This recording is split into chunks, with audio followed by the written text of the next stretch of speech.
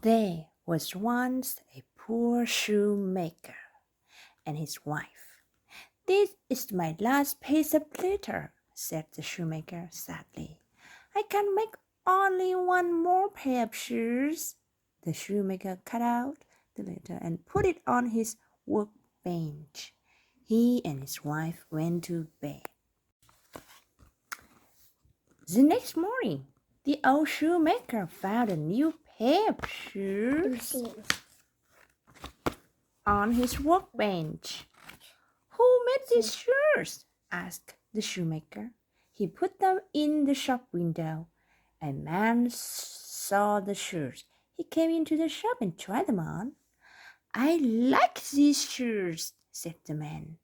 "I won't buy them from you." Look. Now the old shoemaker could buy more leather. He cut out the letters and put it on the workbench. Then he went to bed. The next morning, there was a new pair of boots and a new pair of shoes on the workbench. "Who has made these boots and shoes?" asked the shoemaker's wife. "Who made them? So beautiful, right?" The shoemaker soon sold both pairs of shoes. Now he could buy even more letters. He cut out the letters and went to bed. The next morning, he found 8 new pairs of boots and shoes, and so it went on for weeks and weeks. Everyone liked these boots and shoes. Look at that! So many people come inside the shop. Soon, the shoemaker and his wife were rich, but they still didn't know who was making the shoes. So they made a plan.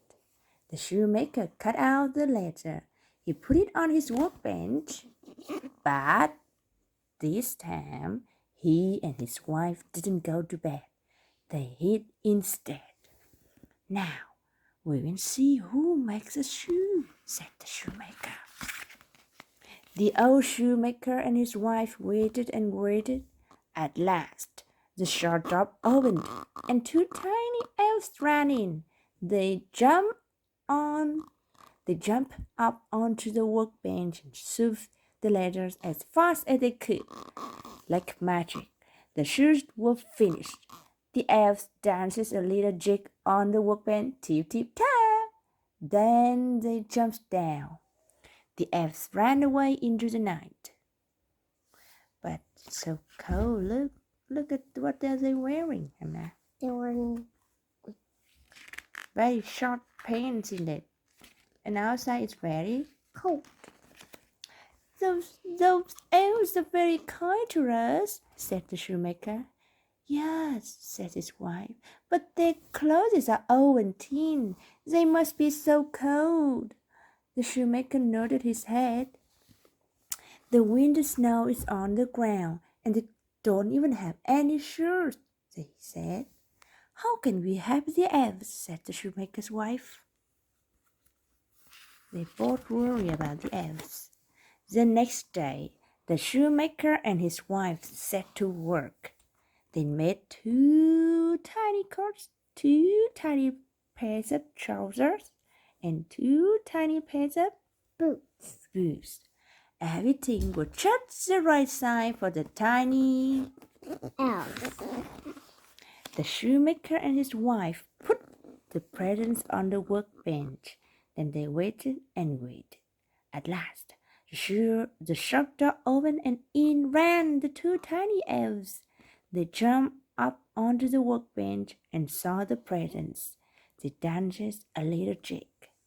Tip, tip, tap. 2 for you and 2 for me. Wow, lovely presents.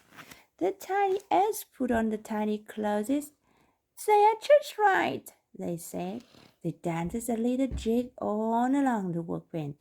Tip, tip, tap. "Thank you," they called as they jumped down.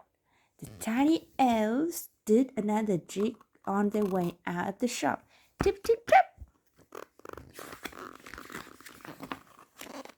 "Oh, it's finished. Puzzle time." Week 2 was ram, fall, can, run, man, hits.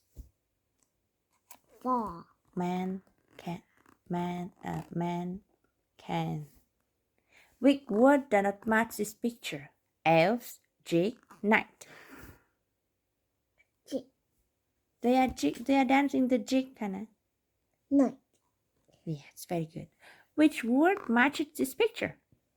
Sharp, shoe, show. Shoe. Who cut the letters?